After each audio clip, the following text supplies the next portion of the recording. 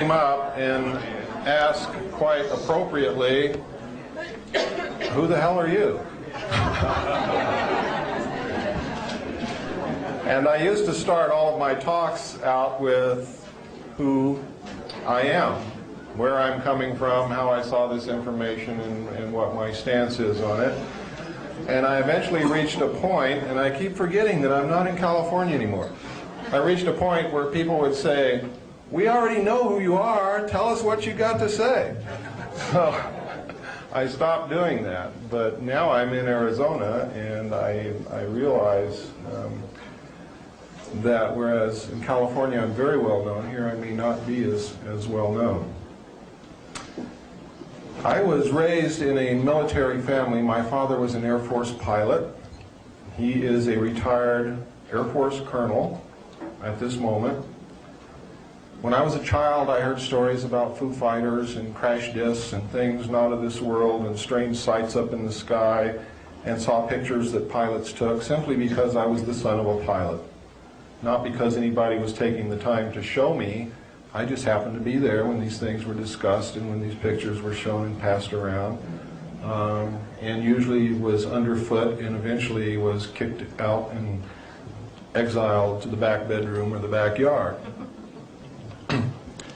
Eventually, though, I grew up and left home, went into the Air Force. I was assigned to the Strategic Air Command as an aircraft and missile hydraulic technician, which means that I worked on the hydraulics and the pneumatic systems, or high-pressure air systems, of aircraft and missiles for the Strategic Air Command.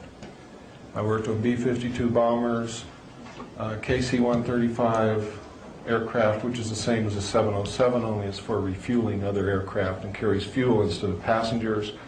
I worked on B-58 bombers. I worked on Minuteman missiles.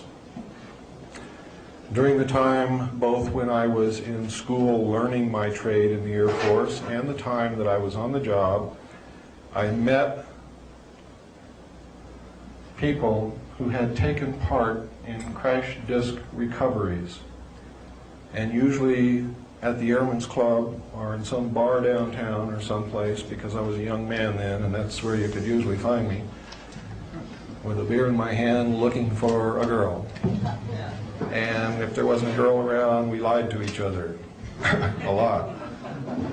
And generally, these stories I thought to be a lie until later years when I realized that these guys had been telling me the truth, and I could kick myself in the head because I had not written it down.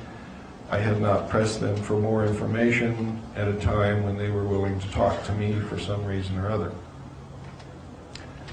When I left the Air Force, I went into the Navy, and really I'd planned to just skip from service to service. I was a pretty crazy young kid.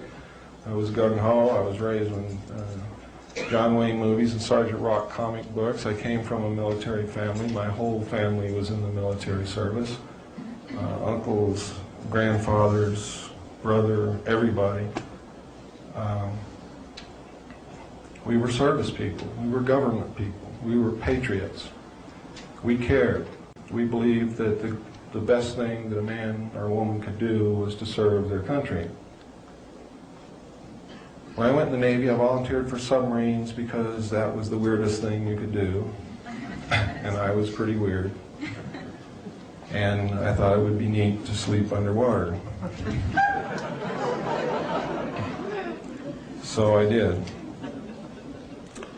While I was on submarines, being junior in the Navy, real junior, I had to stand lookout watches.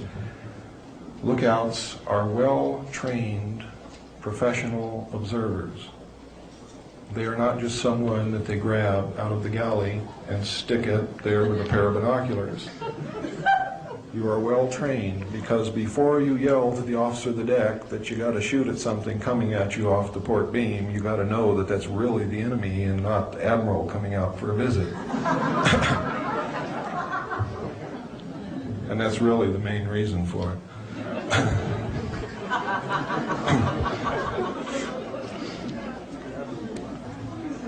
So we were trained observers.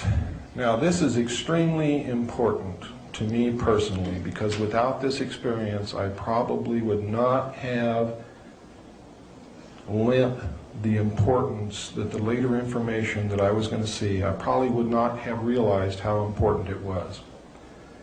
While on lookout between the Portland, Seattle area and the Pearl Harbor area, while we were traveling on the surface as port lookout, I saw a craft the size of an aircraft carrier exit the water at a range of approximately 2.5 nautical miles off the port quarter. The port quarter is approximately 45 relative degrees off the port bow. Port is your left. Left, port wine is red. That's where the red light is on a ship. Okay, now we got through that. I was stunned. I knew that I had just seen something that was absolutely incredible and nobody in the world would believe that I saw it and nobody else saw it.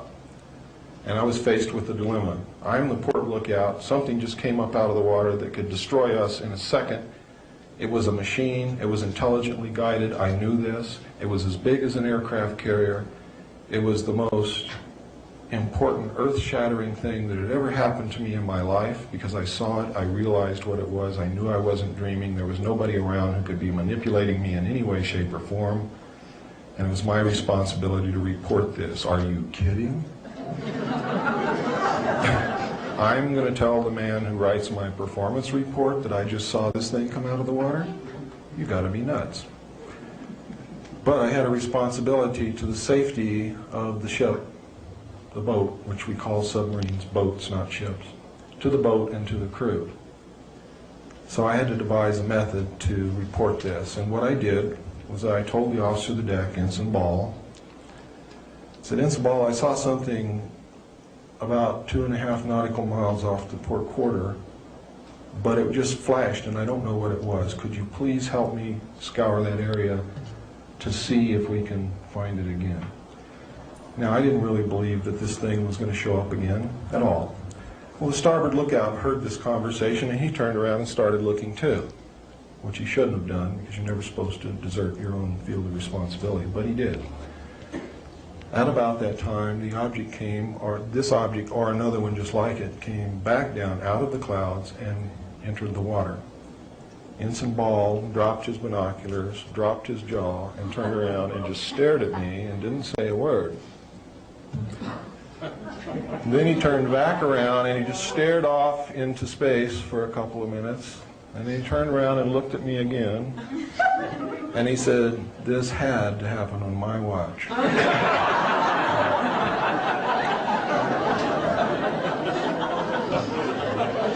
He then called the captain to the bridge, which on any naval vessel means that there is an emergency in progress. You do not call the captain to the bridge unless there is an emergency situation, unless his presence is needed. If you call the captain to the bridge and his presence is not needed, you are in deep, deeper than the submarine will dive to, trouble. And it's lucky they didn't have submarines in the old Navy when they killed people. Now, the captain came to the bridge, and so did the chief quartermaster, because it was his job to come to the bridge with the captain with a 35mm camera anytime anything like this happened. This event repeated itself several times over a 7 to 10 minute period, and we watched it. They would exit the water, go and disappear in the clouds, and then another ship, or the same ship, would re-enter the water. Eventually,